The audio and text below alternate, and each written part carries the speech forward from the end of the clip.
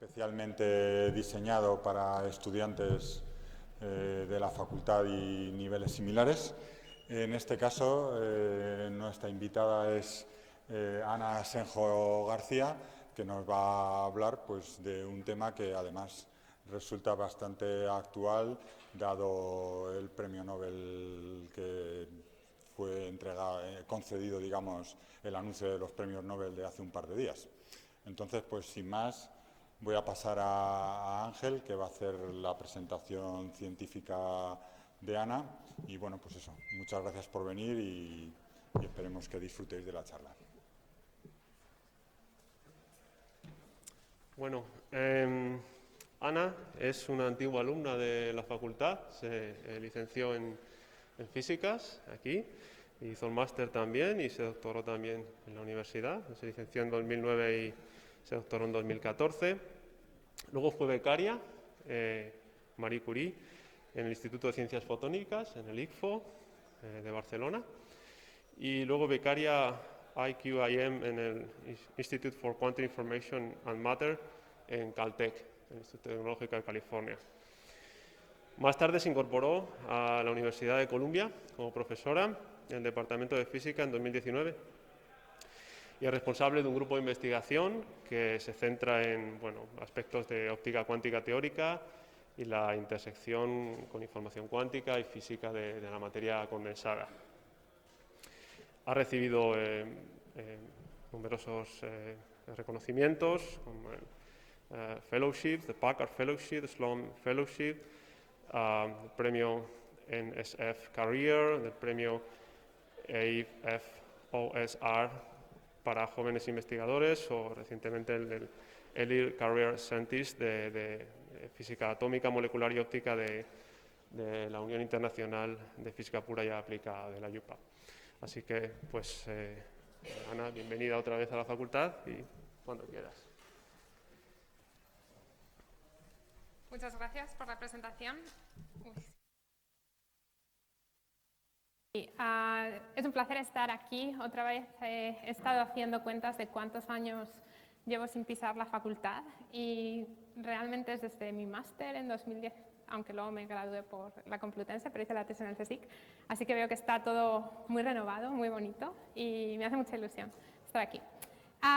Hoy voy a hablar de disipación y coherencia cuántica y en particular qué ocurre cuando muchos átomos están en un mismo entorno y se ven. Estoy interesada en este tipo de problemas donde la emergencia juega un papel fundamental y se puede usar fenómenos colectivos para mejorar y hacer más eficientes aplicaciones en óptica cuántica y ciencia y tecnologías cuánticas en general. Okay. Lo primero que voy a decir es que es la primera vez que doy una charla en español desde 2010. La probabilidad de que no diga palabras en inglés es absolutamente cero. Ya me disculpo. Empecemos con una disculpa. Anyway, a lo que me dedico es a los sistemas complejos y cuando yo era alumna en la facultad, mucha parte de las clases iban de esta primera parte que tenemos aquí a la derecha, que es física fundamental, es en lo que de hecho hice el máster. Y en este tipo de física nos estamos preguntando de qué está hecho nuestro universo, cuál es la estructura del espacio-tiempo, podemos clasificar las partículas elementales. De lo que yo hoy voy a hablar es de otro tipo de física, que es la física de muchos cuerpos. En este caso es qué tipo de excitaciones o fenómenos emergentes ocurren cuando tenemos muchas partículas interaccionando unas con las otras. Por ejemplo, un ejemplo es la superconductividad, otro ejemplo es el magnetismo, donde si tenemos un conjunto de espines, si la temperatura está por encima de una temperatura crítica, la entropía gana y tenemos un montón de espines fluctuando y un sistema desordenado, pero cuando bajamos la temperatura el orden gana y el sistema se magnetiza, se rompe la simetría espontáneamente y los espines eligen estar casi todos apuntando en una dirección o en otra en ausencia de campo magnético. En sistemas complejos donde tenemos muchas partículas, estos fenómenos de emergencia son difíciles de predecir, básicamente porque hay una desconexión conceptual entre lo que está pasando microscópicamente y el comportamiento colectivo de las partículas. Y típicamente estos comportamientos son difíciles de predecir porque la complejidad del problema aumenta con el número de partículas. Entonces, si intentamos hacer cálculos de primeros principios, nos vamos a encontrar muy rápidamente con que solo podemos tratar sistemas de muy pocas partículas, 10, 20. Y de ahí ir a un límite macroscópico de 10 a la 23 partículas es obviamente imposible. Por otro lado, he dicho que sabemos que los imanes existen, sabemos incluso con el modelo de Ising podemos predecir cosas como la temperatura crítica en la que una transición de fase ferromagnética ocurre. Eso quiere decir que, aunque son problemas complicados, tenemos formas de atacarlos. Y eso es porque en sistemas en los que hay equilibrio térmico, la física estadística viene a nuestro rescate. Entonces yo ahora puedo decir, bueno, estamos en una habitación y hay aire y este aire está compuesto de muchas partículas, pero la temperatura es esta, la presión es esta, también puedo decir esto es un sólido, el agua en general está en una fase líquida, y eso es porque son sistemas de equilibrio. Pero obviamente los fenómenos colectivos no se reducen solo, o no es algo que ocurra en sistemas de equilibrio, también ocurren en sistemas que están fuera del equilibrio, donde no tenemos física estadística. Y entonces, como teórico, es un problema porque ¿cómo vamos a describir este tipo de sistemas? En concreto, tengo unos ejemplos de procesos de emergencia en los que es muy difícil entenderlos si entendemos muy bien la partícula que los origina. Por ejemplo, nunca podríamos predecir una avalancha, aunque entendiéramos muy bien cómo es la forma o la geometría de un copo de nieve. De la misma manera, si tenemos muchas luciérnagas y se juntan, se sincronizan y empiezan a emitir luz de manera colectiva, de manera periódica, pero podemos ser el mejor biólogo del mundo, entender perfectamente la anatomía de una firefly, pero nunca vamos a poder ver qué está pasando cuando no vamos a poder de ahí intuir cuál va a ser el comportamiento colectivo hasta que no lo veamos. Y hoy voy a hablar de un fenómeno colectivo en óptica cuántica que es la superradiancia de Dicke, en la que átomos que interaccionan unos con los otros intercambiando fotones, ese proceso da lugar a sincronización entre estos átomos y a la emisión de manera colectiva de fotones. Básicamente generas una especie de bomba de fotones por sincronización. Y es un proceso peculiar porque es un sistema muy fuera del equilibrio. Es un proceso de emergencia transitorio, o sea, empiezas con todos los átomos excitados, todo esto ocurre y se acaba, no es realmente una fase de la materia. Y lo que me parece más interesante es que es un proceso disipativo, y es la disipación lo que produce coherencia y esta emergencia, y da lugar a un comportamiento robusto. Entonces, la pregunta o mucha parte de la investigación de mi grupo se dedica a cómo podemos entender estos fenómenos colectivos disipativos que ocurren en sistemas que se llaman sistemas abiertos y cómo podemos usarlos para desarrollar aplicaciones cuánticas en metrología, en computación, por ejemplo, que sean eficientes.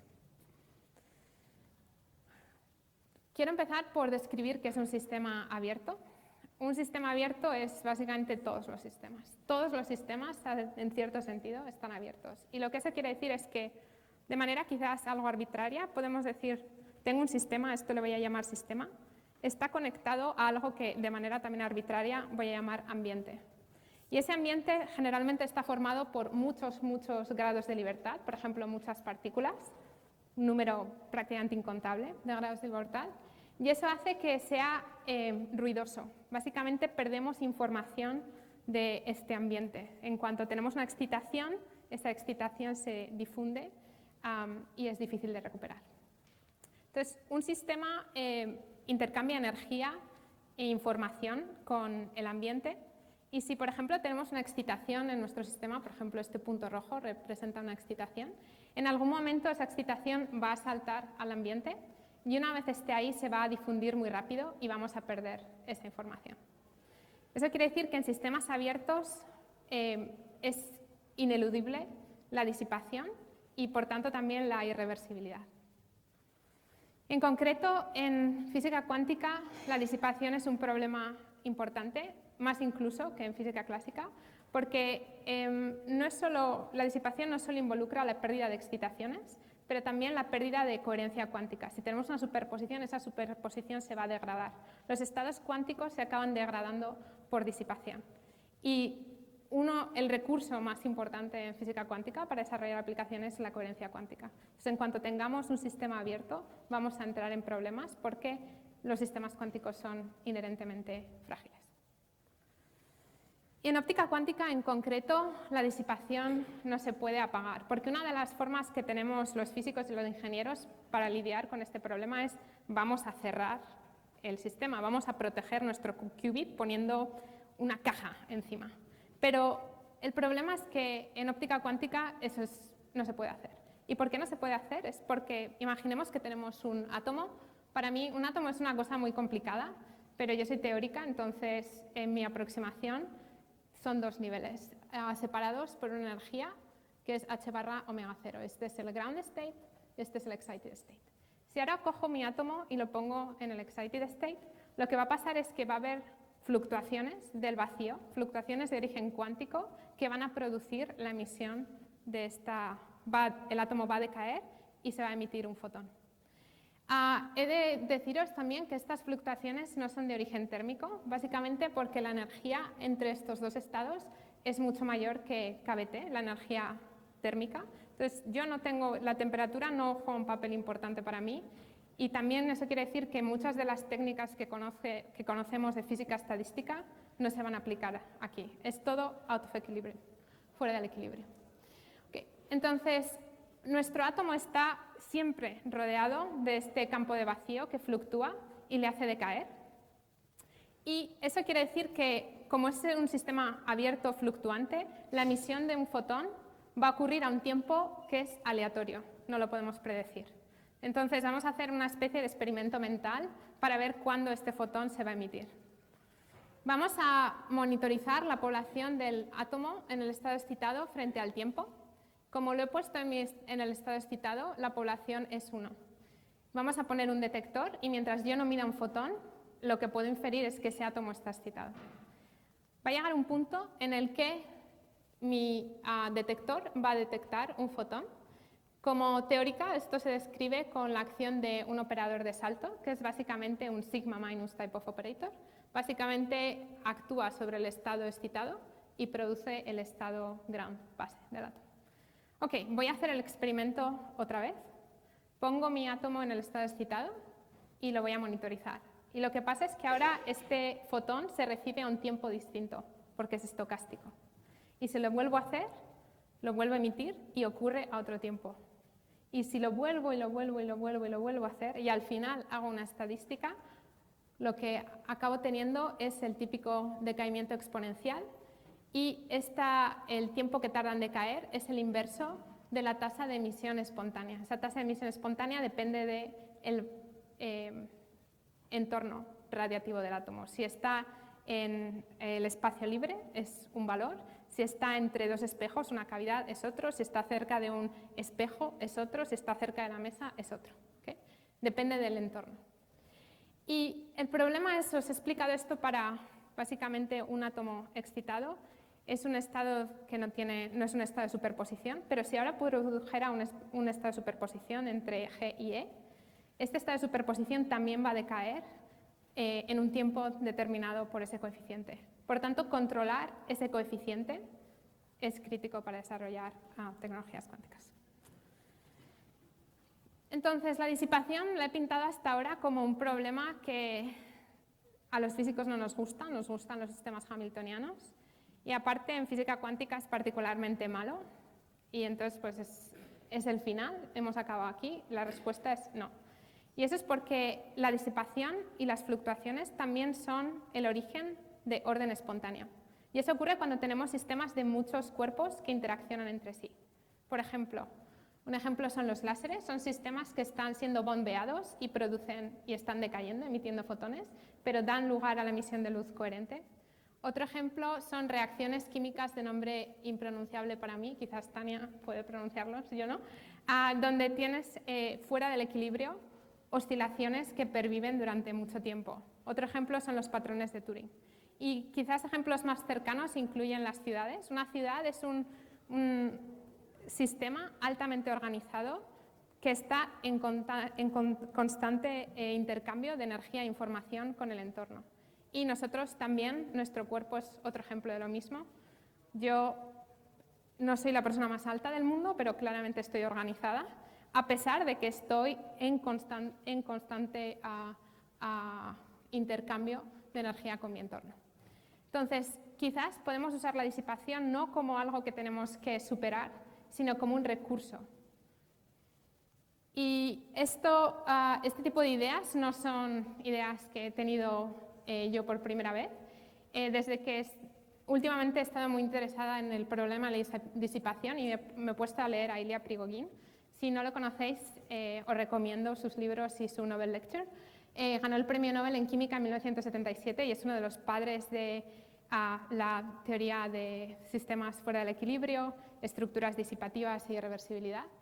Y en uno de sus libros dice literalmente que tengo que leerlo en inglés, soy incapaz de hacer esto. Irreversibility leads to a host of novel phenomena, illustrating the essential constructive role of the arrow of time. Irreversibility leads to coherence, to effects that encompass billions and billions of particles.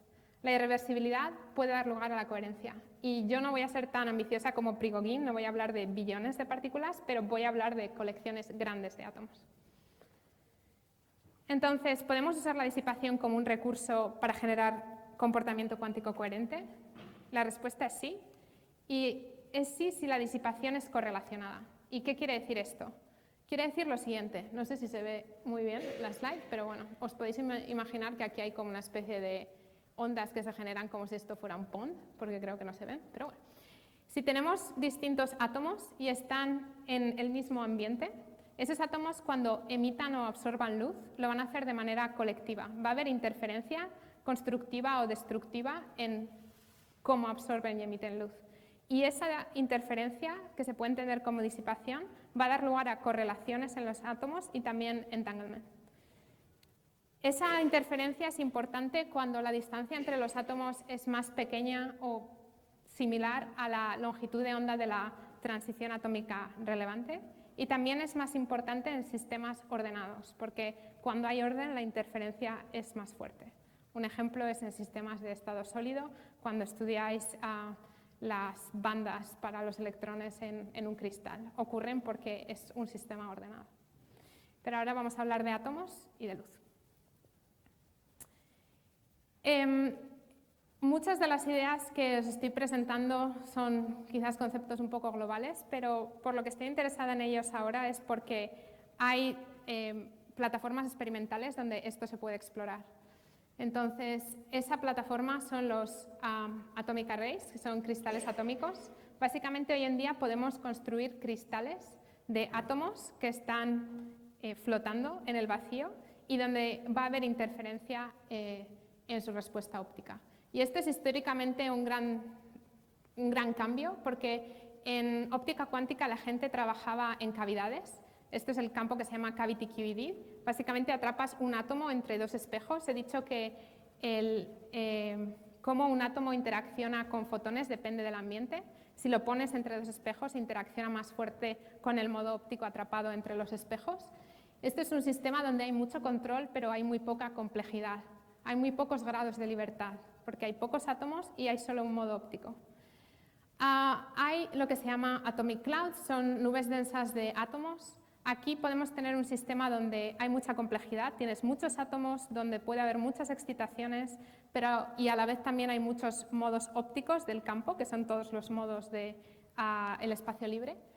Sin embargo, es un sistema desordenado, entonces hay mucha complejidad, pero no hay nada de control y en cierto sentido eso lo hace poco útil.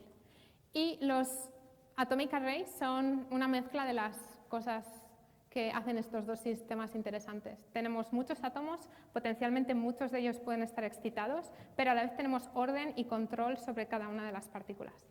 Y de hecho, los Atomic Arrays se han usado para hacer simulación cuántica de sistemas de estado sólido o de materia condensada. Estos son sistemas hamiltonianos, pero de lo que yo hoy voy a hablar es de física de muchos cuerpos en sistemas abiertos con disipación.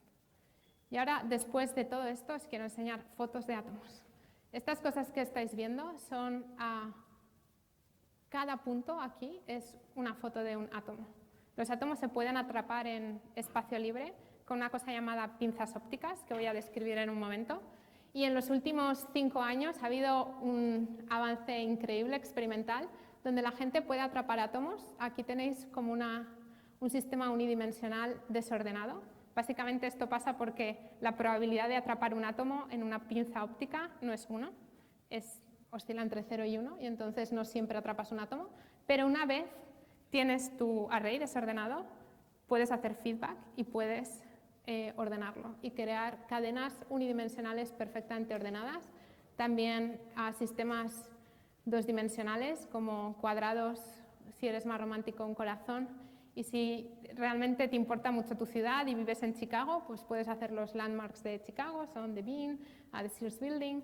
Y este es un grupo de París que hizo la Torre Eiffel con átomos porque podían, y es increíble.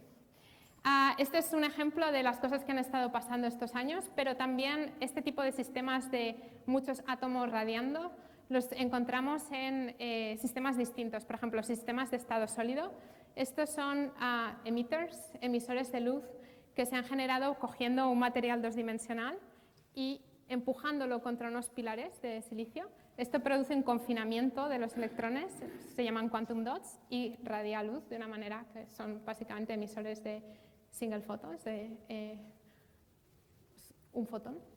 Y también, aunque todo lo que todas las palabras que voy a decir hoy van a ser átomos y luz y óptica, este tipo de fenómenos también ocurren en otros regímenes como microondas, no el horno microondas, sino el rango de frecuencias microondas, y en concreto pasan con superconducting qubits. Estos son circuitos eléctricos que se hacen no lineales usando Josephson junctions y son uno de los candidatos para hacer ordenadores cuánticos. Por ejemplo, en IBM y en Google usan superconducting qubits. Aquí tenéis un ejemplo de varios superconducting qubits que están hablándose los unos a los otros a través de esta guía de ondas de microondas que está en naranja. En este tipo de sistemas donde tenemos orden va a haber ciertos fenómenos interesantes. Uno de ellos es la subradiancia. La subradiancia es un proceso en el que se preparan átomos en un estado que se desacopla de la emisión de fotones. Básicamente es un estado protegido y eso pasa porque tenemos muchos. Y son estados muy interesantes porque ese estado tiene un tiempo de vida mucho mayor que el de un solo átomo. Y es una especie de camuflaje colectivo. Y también pasa lo contrario, que es lo que me he referido antes. Pueden superradiar, pueden decidir de manera colectiva radiar todos de golpe. Antes de describiros un poco más estos fenómenos de subradiancia y superradiancia, quería hablar de las pinzas ópticas. Si tenéis curiosidad, creo que el grupo de Tania se dedica a pinzas ópticas, así que le deberíais preguntar a ella, pero yo voy a hacer una introducción ligera sobre el tema. Las pinzas ópticas fueron desarrolladas, entre otros, por Arthur Ashkin, que recibió el premio Nobel hace, creo, unos 4 años. Creo que fue el premio Nobel que fue recibido con mayor edad. O sea, alguien que hizo su trabajo en, creo, los 70 y recibió el premio Nobel hace 4 años. Este paper es increíble y lo deberíais leer, pero si no queréis leer el paper, al menos deberíais leer la entrevista que le hicieron cuando le llamaron para decir que ha ganado un premio Nobel. No sé cómo estáis puestos en el rollo de los premios Nobel, pero es fascinante leer las biografías de los premios Nobel, las entrevistas, porque aprendes, aprendes cómo pensaban, ¿no? Y cuál es la mentalidad de esta gente. Y Arthur Ashkin es increíble. Entonces, si leéis la entrevista del premio Nobel, él se le ocurrió esta idea y iba por ahí contándola por Bell Labs, supongo. Y la gente pensó que esto era una sorpresa muy grande, no se lo creían. ¿Cómo puedes atrapar átomos con luz? ¿Cómo luz puede ejercer suficiente fuerza? No solo para atrapar átomos, que ni siquiera era él lo que le estaba sugiriendo, sino partículas macroscópicas. Y él le decían, cuando contaba su historia, don't exaggerate asking. Esto nunca va a ocurrir. Y hoy en día las pinzas ópticas se usan para atrapar partículas, para atrapar virus, para atrapar bacterias y también átomos. También es fascinante porque si leéis su entrevista veis que dicen, bueno, ¿y qué? ¿Te parece bien el premio Nobel? Bueno, no es literalmente como lo estoy diciendo, pero este es el espíritu de la entrevista. ¿Qué te parece el premio Nobel? Y dice, está bien, pero yo ahora estoy trabajando en otras cosas y lo que me importa es lo que estoy trabajando ahora. Así que es, no sé, muy inspirador. Anyway, moving on. ¿Cómo funciona una pinza óptica? Una pinza óptica ejerce una fuerza dipolar en una partícula que permite atraparla y compensar su masa, entonces no cae debido a la gravedad, y también la atrapa lateralmente. Entonces, básicamente, con luz atrapas un átomo. Esto lo conseguí, lo he sacado de nobelprize.org, donde usan sphere y particle. Yo lo voy a hacer con átomos. Y os quería enseñar un vídeo de pinzas ópticas en movimiento. Hasta hace un día tenía un ejemplo con partículas en agua, pero ahora os lo puedo enseñar con átomos. Esto es un experimento que se ha hecho en Harvard y MIT, publicado este año, donde hacen el Toric Code. Toric Code es básicamente un tipo de código para hacer computación cuántica topológica, donde tienes que entanglear átomos de una manera que es muy poco trivial, básicamente haciendo un toro. ¿Y cómo haces un toro cuando tienes un array dos-dimensional? Pues la forma es básicamente esta, coges y los mueves. Entonces se está moviendo en tiempos de microsegundo, y lo más increíble de todo esto no es que se esté moviendo, sino que en el proceso de moverlos, los átomos recuerdan que están entangleados con el vecino anterior, cual es absolutamente alucinante. Ok, entonces he hablado de arrays, todas las cosas que están ocurriendo. He dicho que este tipo de arrays se usan hoy en día para hacer, por ejemplo, computación cuántica o intentos en computación cuántica, también para hacer simulación de sistemas hamiltonianos, como de estado sólido. Y en el último año o 2 años se han empezado a utilizar para hacer experimentos de óptica cuántica. Entonces, estos son experimentos que se han hecho en el grupo de Immanuel Bloch en Múnich en 2020 y 2022, y son lo siguiente. Tenemos un 2D array de átomos, una lámina de átomos, y esa lámina de átomos es un espejo de grosor, repito, atómico. ¿Cómo funciona? Tenemos una red y la separación entre los átomos es menor que la longitud de onda de la luz que viene. Y lo que pasa es que es simplemente interferencia constructiva y destructiva. Hay interferencia destructiva en todas las direcciones, que no sea la que es la reflexión. En teoría, si eres un teórico, esto debería funcionar. El espejo debería tener reflectividad 100%. En la práctica, en el primer experimento, su reflectividad es 60%, lo cual, para ser algo de grosor de un átomo, diría que refleja bastante bien. Este año han decidido superarse y lo que han hecho es hacer que esta red de átomos sea un espejo que puedes apagar y encender cuando quieras con un solo átomo. Entonces, esto es básicamente, pones una lente debajo de tu espejo. Aquí ves que no se transmite, está opaco. Hacen un protocolo que es CIT para hacerlo transparente y luego ponen un átomo en el centro, y ese átomo en el centro es un átomo especial, es un átomo de Rydberg, y básicamente operando ese átomo cambias la reflectividad del espejo, dejas que se pase la luz o que se refleje. ¿Es esto fascinante? Sí, porque son átomos y está bastante chulo, pero esta parte no, pero esta parte de aquí no, quizás nos debería sorprender. Si habéis estudiado óptica o física de antenas, esto mismo se puede hacer con partículas clásicas, con bolas de metal, es simplemente interferencia. Y es interferencia porque solo tenemos una excitación en este array. Un átomo está excitado, pero no sabemos cuál, entonces está en superposición. Pero ¿qué pasa cuando empezamos a tener muchas excitaciones? Tener muchos átomos es fácil, sigue siendo como física de antenas.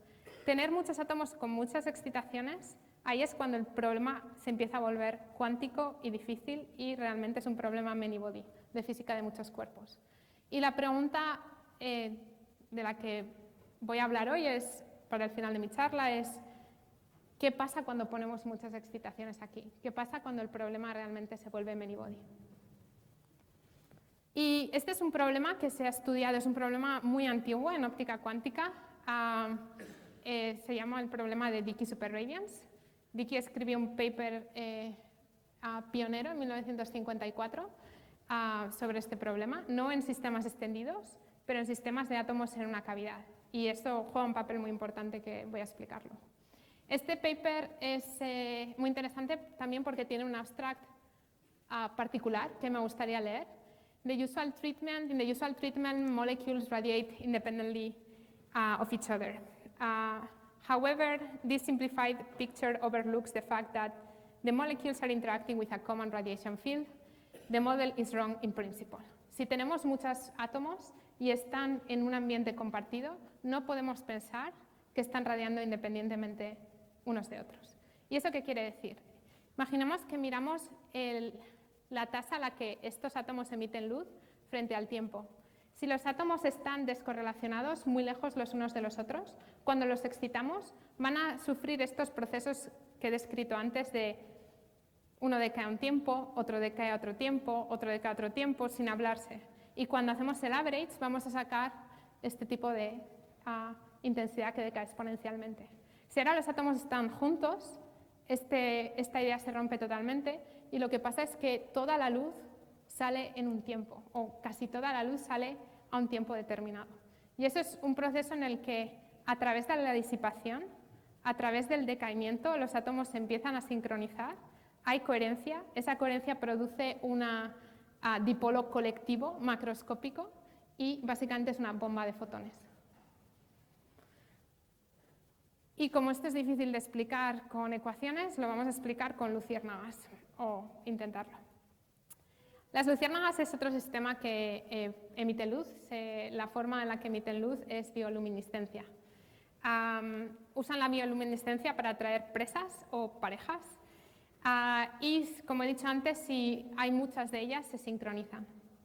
Entonces, cuando estaba preparando esta charla, empecé a hacer un deep dive en las luciérnagas, me empezaron a interesar muchas, descubrí que de hecho no todas las especies de luciérnagas se sincronizan, solo unas, y hay vídeos, pero he pensado que esto es un poco mejor. Esto es un applet de una artista llamada Nikki Case, que tiene una web increíble, y este applet funciona de la siguiente manera, es yo capturando vídeo de mi pantalla de ordenador.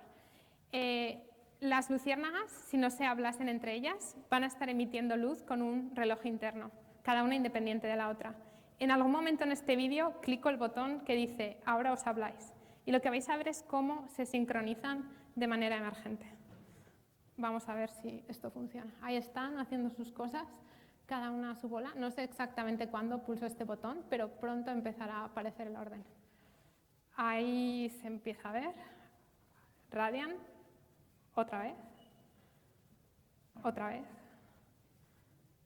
Otra vez. Otra vez. Y se vuelve algo periódico y ordenado. Y es una sincronización espontánea. No le estamos diciendo a las luciérnagas radia ahora. Ellas deciden colectivamente. ¿Y cómo ocurre esta sincronización? Ocurre de la siguiente manera. Cada luciérnaga tiene un reloj interno, pero interaccionan con una vecina con la que se ven.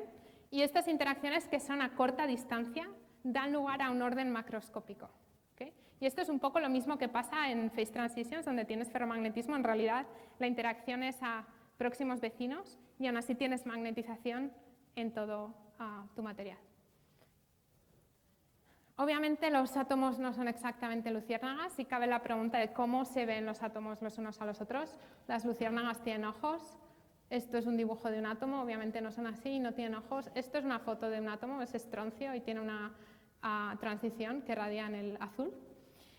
Pero los átomos, de nuevo, están en este entorno y este entorno está fluctuando y si comparten un entorno van a verse los unos a los otros. Es un poco como cuando tienes dos barcos en el mar y a través de las ondas estos barcos empiezan a moverse colectivamente. Aquí no hay mar, no hay materia, pero las fluctuaciones del vacío hacen lo mismo.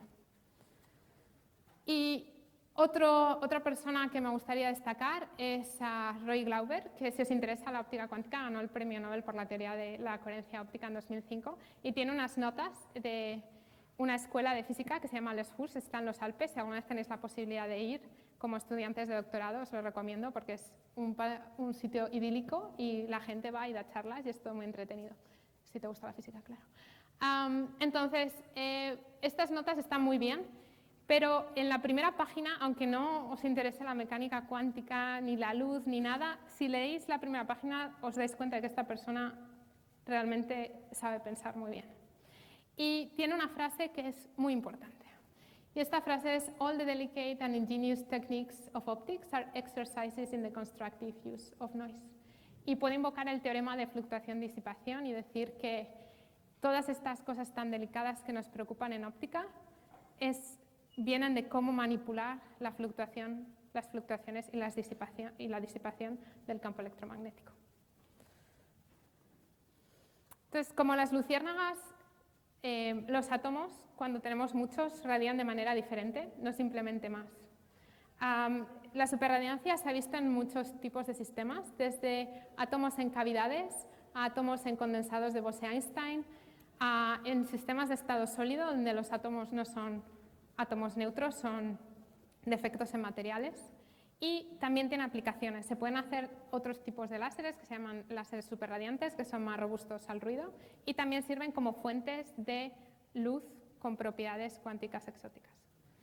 Y entonces la pregunta, ahora ya mi charla se va a volver técnica, entonces si queréis desconectar este es un buen momento. Pero si queréis seguir en la charla, la pregunta que voy a intentar ahora responder de manera técnica es: todo esto está muy bien, pero ya Dicke nos lo dijo en 1954, ¿por qué estás dando una charla hoy contándonos esto? Y la respuesta es que Dicke resolvió el problema en un caso muy particular, que es cuando todos los átomos se hablan los unos con los otros de manera idéntica. Es un problema donde tienes mucha simetría. Esto se produce cuando todos los átomos están entre dos espejos en una cavidad o cuando todos los átomos están exactamente en el mismo punto espacial. Y yo he dicho que me interesan estructuras donde hay interferencia y son estructuras extendidas, cristales. Entonces, la primera pregunta es, ¿va a pasar esto? ¿Va a haber superradiancia en sistemas extendidos? ¿O esta falta de simetría nos va a matar desde el principio? Ok, entonces, ahora llegan las ecuaciones. Soy física teórica, entonces quería enseñar como, creo que tengo 4. Y en realidad, la parte más importante como física, o sea, la parte técnica de mi trabajo, es tener ecuaciones diferenciales complicadas en muchas dimensiones. El espacio de Hilbert, cuando quiero describir muchos cuerpos, n cuerpos escala como 2 a la n, entonces son muchas, cuando n es grande. Pero mi trabajo es básicamente mirar esta ecuación diferencial o conjunto de ecuaciones diferenciales y convertirlo en un problema de álgebra que se puede resolver en primero de carrera. Y de eso va a ir lo que queda de charla. Ok, ¿por qué el problema es difícil? El problema es difícil porque tenemos muchos átomos, entonces tengo un espacio Hilbert que escala como 2 a la n, y tengo muchos modos electromagnéticos que si cuantizo, también tengo un espacio Hilbert que en principio puede ser de dimensión infinita. Lo que voy a hacer para reducir la complejidad de este problema es trazar, trace out, integrar estos modos del campo. Y lo que voy a hacer es que estos modos del campo los integro y me va a quedar una dinámica reducida solo entre los átomos. Entonces todavía tengo el problema del espacio de Hilbert de 2 a la n, pero me he quitado el espacio de Hilbert infinito de los modos ópticos, así que pues no está mal. Pero pagas un precio, y el precio que pagas es que el sistema se vuelve abierto. Y ya no se puede escribir con una ecuación de Schrödinger, sino tenemos que hacer algo un poco más sofisticado. Y es esto. Esto es una ecuación maestra. Describe una matriz densidad para los átomos. Esta es una evolución a la que espero estéis acostumbrados, es una evolución hamiltoniana. Esta parte de la evolución conserva el número de excitaciones, quiere decir que si un átomo está excitado, decae y el otro se excita. No hay pérdidas. Pero los átomos pueden radiar y los fotones se pueden ir por ahí de paseo y entonces hay pérdidas y entonces tienes que introducir esta parte de aquí, que es el operador de Lindblad. Una cosa un poco difícil de escribir, pero vamos a ir un poco por partes. La parte fundamental que quiero describir es que hay un coeficiente, gamma ij, que te dice que esta disipación ocurre de nuevo por pares. Los átomos están hablando, no es algo local, sino que involucra parejas de átomos. Esta interacción está dada por la función de Green, que es el propagador del campo electromagnético en un ambiente. También durante estos años tras la carrera me he dado cuenta de que todos son propagadores y funciones de Green, así que si alguna vez estudiáis funciones de Green, que sepáis que es lo único que importa en el mundo prácticamente. Yo no me di cuenta, back in the day, ahora lo lamento. Y ahí es donde vamos a meter la geometría y el ambiente. Vamos a decir, tengo un átomo, tengo 25, forman una cadena, forman un cristal 2D, un cristal 3D, la Torre Eiffel, los tengo en vacío, los tengo en una cavidad, los tengo cerca de la mesa. Todo eso va en mi propagador. Y esta cosa es una cosa cuántica y difícil de lidiar con ella, pero esta cosa de aquí es un sumatorio que va de 1 a la n y tiene 2 índices, lo podemos escribir como una matriz. Es una matriz n por n. Esto es mucho más fácil que pensar en toda la evolución en este espacio de Hilbert, que es 2 a la n, y como es una matriz densidad, en realidad tengo 4 a la n ecuaciones que resolver. Ok, entonces, si estamos en una cavidad, ¿por qué las cosas son fáciles? Es porque esta parte de aquí la puedo quitar, porque los átomos los puedo hacer resonantes con la cavidad, y lo importante es que todos los átomos se hablan los unos con los otros de una manera idéntica. Esto hace que los átomos se vuelvan indistinguibles, y de todo el espacio de Hilbert, confino mi dinámica a un subespacio donde tengo simetría de permutación entre un átomo y otro. Y eso simplifica dramáticamente el problema. Otra cosa que tampoco me di cuenta, aunque todos mis profesores insistieron, es que la simetría es clave en física. No me di cuenta de cuánta razón tenían, porque este problema se puede resolver por esta simetría. Si no la tienes, pues veremos qué va a pasar. ¿Qué es Dicke superradiance en una cavidad? Empezamos con todos los átomos excitados. Todos los átomos eventualmente acaban decayendo al ground state. Cuando emito un fotón, que es esta línea roja, preparo una superposición donde tengo un átomo en el ground state, no sé cuál, así que es una suma de todas las posibilidades. Cuando emito otro fotón, tengo pues 2 átomos en el ground state. Pero lo importante es que empiezo en un estado en el que no hay coherencia, y al ir decayendo voy creando estos estados de superposición donde se genera coherencia y que hacen que estas fases imprimidas en los átomos impliquen que los átomos quieren radiar más y más y más. Y podemos pensar en Dicke superradiance como una avalancha. Es básicamente un proceso que está dado por una fluctuación cuántica, que es un esquiador. Esto produce un montón de emisión de fotones y, muy importante, esto ocurre en una cavidad, que es esta montaña. Y es muy importante porque esto pasa en el caso paradigmático de Dicke superradiance y no va a pasar en el caso en el que tenemos sistemas extendidos. Ok, ahora, ¿qué pasa en un sistema extendido? Pues ya hemos perdido esta simetría. Esto es porque el campo electromagnético, si pensáis en un dipolo como radia, tengo un dipolo aquí, tengo aquí un detector. Obviamente aquí hay más campo que aquí, ¿no? Porque el campo decae en el espacio. Entonces, esto es lo que quiere decir es que estas interacciones ahora van a depender de la posición de los átomos. Entonces, ahora no tengo esta simetría y no puedo resolver el problema como lo hizo Dicke. Entonces, ¿qué hacemos? Lo que vamos a hacer es un cambio de base. Vamos a escribir nuestra matriz de esta manera, que la diagonalizamos y escribimos el Lindbladiano en términos de operadores colectivos. Y esto es lo siguiente. He hablado antes de un operador de salto, que es un operador sigma minus, produce el decaimiento del estado excitado al ground. Ahora tengo una colección de átomos, no sé qué átomo lo ha emitido, así que es una superposición. Y esta alfa son los autovectores de esta matriz gamma. Ahora también tengo unas tasas de decaimiento que dependen de cuál es el modo colectivo. Y esas tasas de decaimiento pueden ser muy grandes. Eso quiere decir que es muy probable que un fotón se emita por la acción de este operador. O pueden ser cero, y eso quiere decir que ese operador nunca actúa. Y son los autovalores de esta matriz. Entonces, lo que he hecho es coger esta ecuación diferencial. Todavía sigue siendo una ecuación diferencial, pero la he escrito en otra base que es mejor para mí. Ok, lo primero que vamos a hacer es intentar resolver esto numéricamente. Y, bueno, antes de esto vamos a hacer un guess. El guess es, si los átomos están muy lejos, la emisión de fotones va a ser monótona y aburrida. Si los átomos están muy cerca, vamos a tener este burst, esta bomba de fotones. ¿Qué pasa en mitad? Tiene que haber una transición. ¿Dónde está? Lo que hacemos es resolver nuestro problema exactamente, y esto es lo que encontramos. Y lo hacemos, esto es básicamente la intensidad, este es el tiempo correctamente normalizado, y vemos varias cosas. La primera es que la dimensionalidad de nuestro sistema importa. Esto quizás no es muy importante porque pasa lo mismo en transiciones de fase, la dimensionalidad determina si vamos a tener una transición de fase o no. Dicho esto no es una transición de fase porque es un comportamiento que es transitorio, no es de equilibrio. Segundo, Aparte de esto, este plot, esta figura es súper deprimente de ver. ¿Por qué es súper deprimente de ver? Porque lo podemos hacer este cálculo para 16 átomos, tarda horas en el clúster. Si queremos hacer este array tan mono que nos ha quedado aquí, en realidad son 4 por 4 átomos. No hay ordenador que pueda hacer 6 por 6. Eso quiere decir que si queremos investigar Dicky Superradiance, hacer la dinámica exacta en un cubo 3D, 3 por 3 por 3, no hay ningún ordenador en el mundo que lo pueda hacer. O sea, es penoso, ¿no? Entonces, pues podemos llorar, pero también podemos intentar darnos cuenta de que la solución no es la fuerza bruta y somos físicos. Entonces, ¿qué es lo que vamos a hacer? Lo primero que vamos a hacer es, vamos a coger una cadena pequeña, no hace falta que sea muy grande, y vamos a ver cómo cambia esta intensidad al coger todos los átomos y empezar a estirarlo y formar una cadena. Lo que vemos es que este burst va bajando.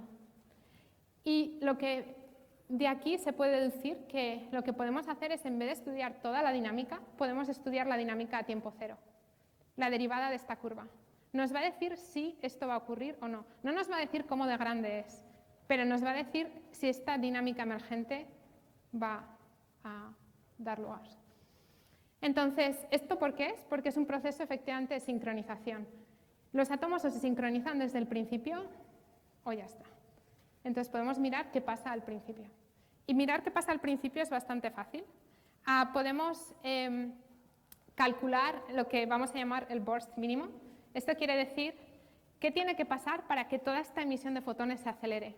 Lo primero que tiene que pasar es que la emisión del primer fotón acelere la emisión del segundo. Si no, no vamos a tener este proceso. Entonces, eso lo podemos calcular con algo llamado no sé decirlo en español, Second Order Correlation Function, función de correlación a segundo orden, porque trata de 2 fotones. Y es básicamente cuál es la probabilidad de emitir 2 fotones frente a la probabilidad de emitir 1. Podemos hacer álgebra. En realidad, esta álgebra es analítico todo, es una página.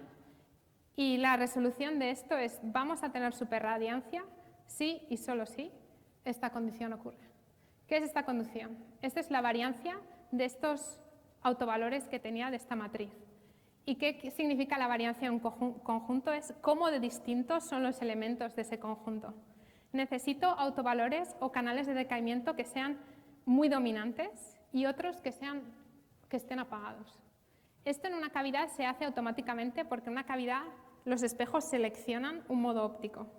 En free space, en el espacio libre, los fotones se pueden emitir en todas las direcciones a un rate que es el que toque.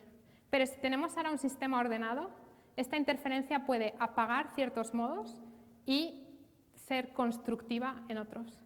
Entonces ahora, gracias a esa interferencia, a esa emergencia, tenemos superradiancia.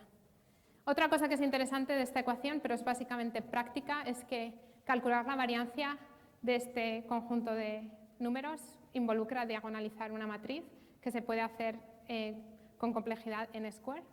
Y de hecho la variancia se puede, porque es simétrica, la matriz se puede calcular con complejidad n. Entonces hemos pasado de algo que va como 2 a la n a algo que va como n. Entonces, una vez tenemos esta idea que básicamente si los átomos están lejos no tenemos superradiancia, si están cerca va a ocurrir, lo normal es usar esta ecuación ahora para definir cuál es la distancia crítica más allá de la cual este proceso se pierde. Y ahora lo podemos hacer porque tenemos esta receta en la que podemos hacer esto para números de átomos muy, muy grandes. Y este es el resultado. Estos son cristales en 2D, estos son cristales en 3D, esta es la distancia crítica correctamente normalizada y este es el número de átomos, que ahora es más allá de 1 millón. Y lo que vemos es que esta distancia crítica crece de manera quizás no trivial con el número de átomos. Eso quiere decir que para átomos separados, distancias muy grandes, aún así podemos tener superradiancia. Esto es claramente un límite muy lejos del límite en el que estaba Dicky. Y hay ciertas similitudes con transiciones de fase en las que puedo discutir si alguien tiene interés. Ok. Con esto llego un poco al fin de mi charla. Al final, lo que nos interesa de todo esto es intentar entender más la física de muchos cuerpos en sistemas abiertos. Una vez los entendamos, podemos desarrollar aplicaciones como quizás láseres sin cavidades, podemos desarrollar memorias y puertas lógicas, podemos preparar estados como los que me he referido antes, oscuros, que están protegidos del decaimiento. Y esto es una especie de proceso en los que hemos estado trabajando, en el que en vez de tener que lidiar con todo el espacio de Hilbert, hemos mapeado este proceso a una especie de proceso estocástico donde tenemos branching. Y ahora la animación, la animación simplemente va muy lenta. Esto es el sistema evolucionando en una especie de espacio de Hilbert complicado. Y con esto simplemente quería, por último, mencionar que a mí me interesa la óptica cuántica, pero esta plataforma de Atomic Arrays, hoy en día la gente la está utilizando para muchos temas distintos. Uno es la computación cuántica, otro es desarrollar relojes atómicos más precisos. Incluso también hay trabajos sobre simulación cuántica, no solo de sistemas de materia condensada, pero también de gravedad. Y básicamente aquí estamos. Entendemos muy bien cómo un átomo interacciona con luz y cómo controlarlo, pero nos queda todo un monte que explorar. Estamos, supongo que por aquí, algo así. Con esto quería agradecer a mis estudiantes y mis postdocs que han estado básicamente todos ellos involucrados en este proyecto. Si queréis, estas son unas referencias. Si queréis ver las publicaciones de nuestro grupo, podéis sacar una foto de esto. Quería también agradecer a la Complutense por educarme. Me ha servido bastante, he de decir, porque la educación que recibí en la Complutense es genuinamente muy buena, comparable o superior a la que damos en Estados Unidos a nuestros estudiantes. Así que gracias a las caras que conozco y me educaron, y también a todos los demás por venir. Y con esto, como me educaron muy bien, pienso que vosotros también estáis muy bien educados. Así que si queréis venir a hacer la tesis en Columbia, me podéis escribir un email, no hace falta hacer el máster, los alumnos de cuarto año pueden aplicar directamente y aquí hay ciertas instrucciones. Así que muchas gracias.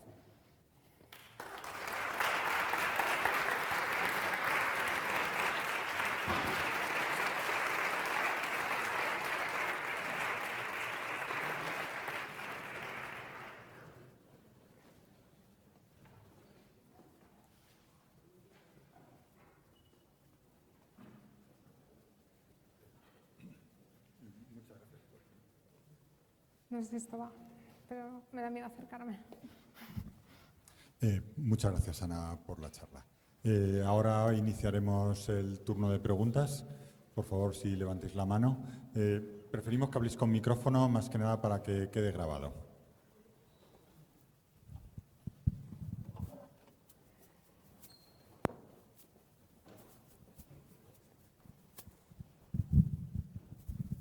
Hola, es posible que lo hayas explicado y no lo he captado, pero la pregunta es muy sencilla. ¿Hay un límite al tamaño que puede tener un cristal atómico para producir el fenómeno de superradiancia?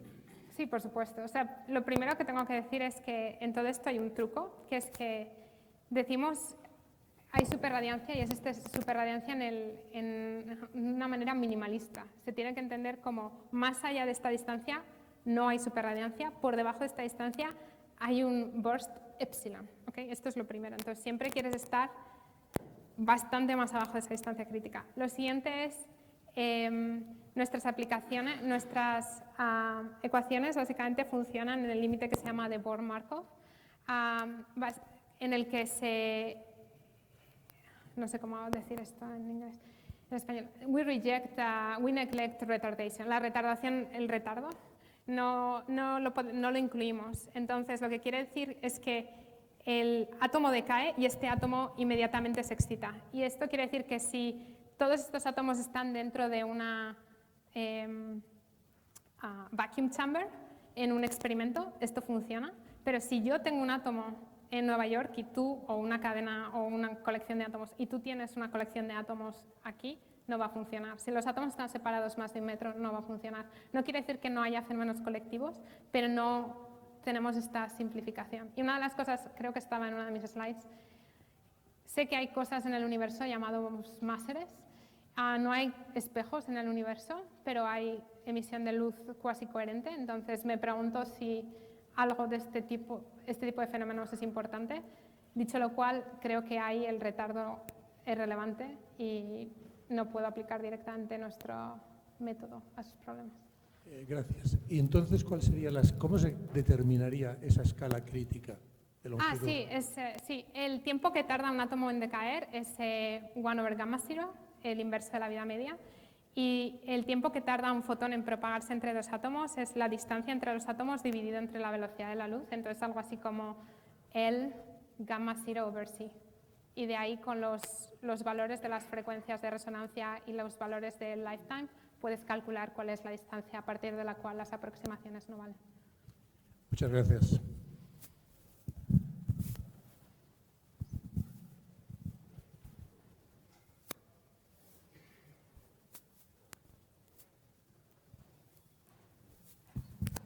Hola, tengo un par de preguntas. Una de ellas creo que las has respondido parcialmente, y es que tú claramente efectos de memoria. ¿Te puedes acercar un poco más? Perdona. Sin embargo, todos los efectos de memoria, claramente desempeñan un papel importante en la autoorganización y en los fenómenos colectivos, etcétera.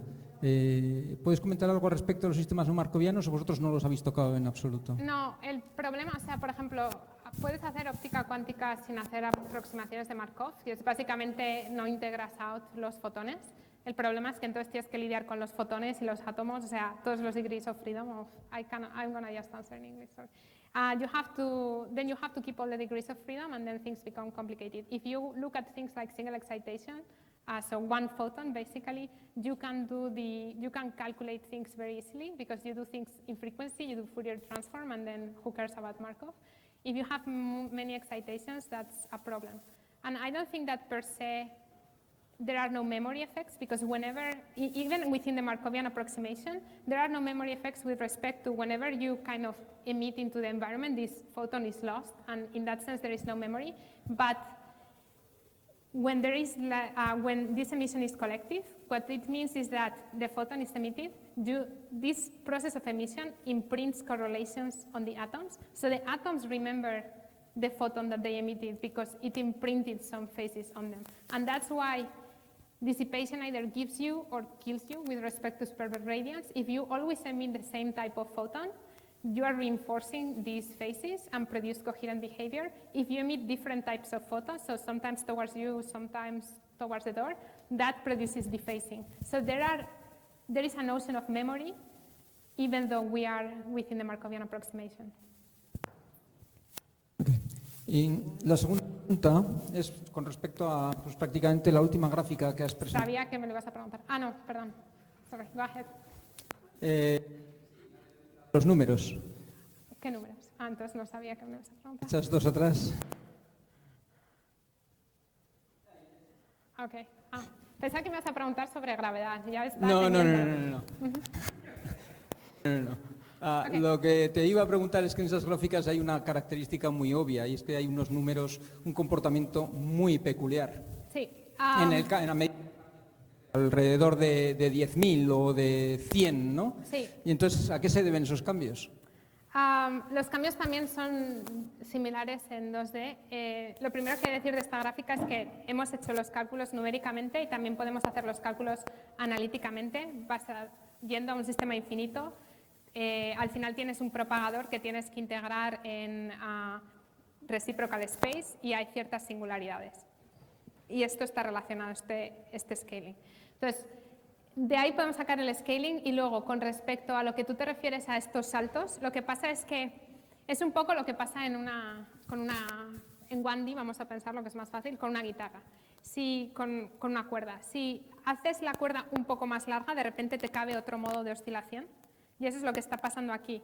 Hay cierto tamaño de átomos para una distancia fija de átomos en los que si añades otro átomo más, es como resonante a un nuevo modo, y entonces eso hace que emita más fuerte o menos, dependiendo si hay competición. Eso es lo que está pasando. Does that make sense? Si no, podemos hablar en la comida. Vale, sí. Lo único que me llama la atención también es que para el mismo número de átomos tienes dos distancias críticas diferentes o tres. Porque, sí, estos son polarizaciones distintas, porque los átomos son átomos en principio multiniveles, pero podrías pensar en el modelo más mínimo de átomo es un átomo con un ground state y 3 estados excitados, donde tienes pi transition, sigma plus, sigma minus.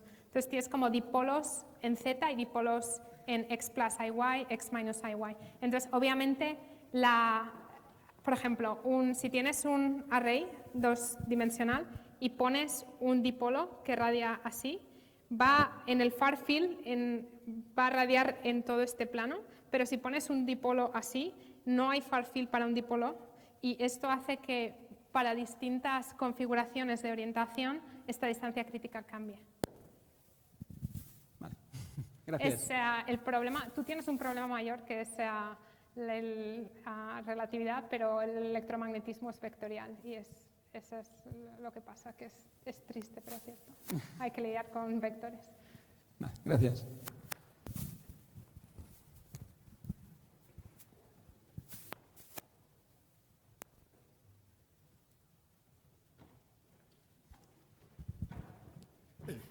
Tengo Hola. una pregunta. Gracias por la charla. Me ha gustado, además, por una cuestión personal, oír luz, óptica. A mí me gusta. Y además, como decía un profesor, creo que de otra facultad, ver que estudiar aquí no impide llegar lejos también siempre es agradable. Mi pregunta es un poquito, ¿se puede tomar, la voy a hacer ahora? Se puede tomar tanto desde el aspecto científico como del aspecto personal. Como tenemos a bastantes estudiantes aquí, tú responde como quieras. Okay. Es simplemente que, bueno, me miré el título de tu tesis y, si no me confundo, iba sobre plasmones, quizás. Sí. Ponía plasmones en el Ponía título. plasmones y iba sobre plasmones. Claro. ¿Cómo se llega hasta aquí? Ya digo, te lo puedes tomar en el aspecto científico o en el aspecto de cómo se llega a Columbia, ¿no? Ok. Sí, yo hice la carrera y cuando empecé la carrera pues quería hacer cosmología, agujeros negros, tal.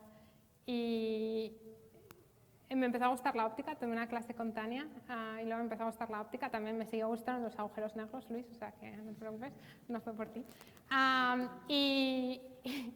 Y entonces me empezó a gustar la luz y tuve una beca de introducción a la investigación en el CSIC en verano, con el que se convirtió en mi director de tesis. Y entonces pues fue como, this looks fine, y entonces decidí hacer la tesis.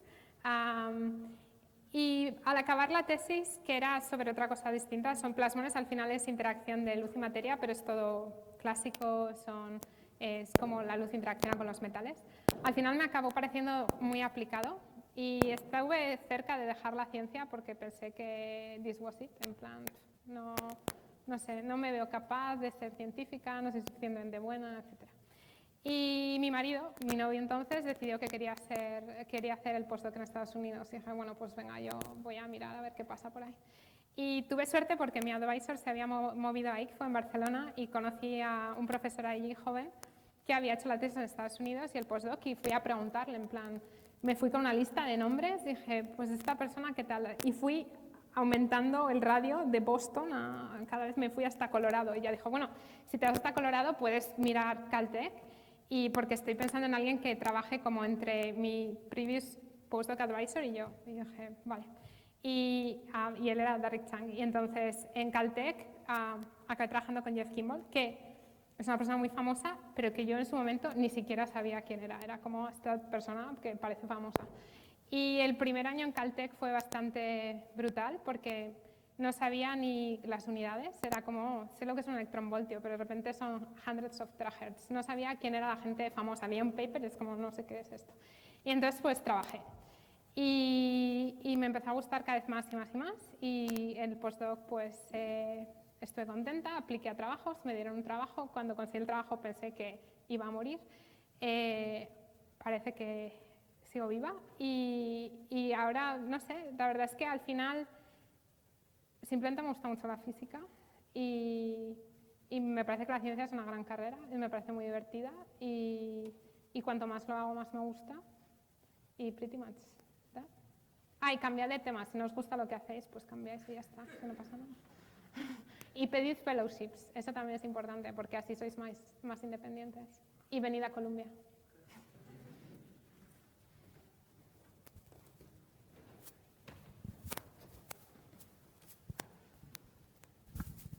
De cara a estos chicos que en vez de disfrutar de nuestras sábanas de documentación se van a querer ir a Columbia, Y quería preguntarte si habéis quitado el GRE.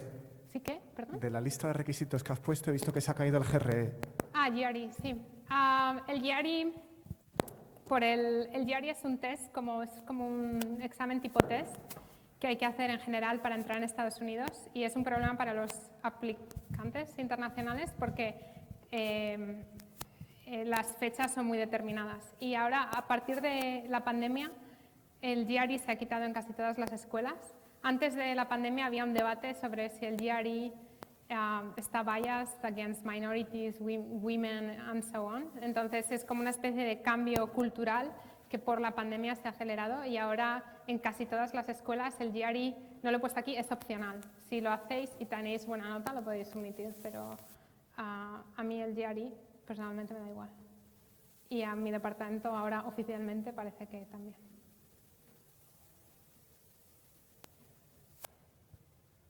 ¿Alguna pregunta más? Pues entonces le damos de nuevo las gracias a nuestra conferenciante.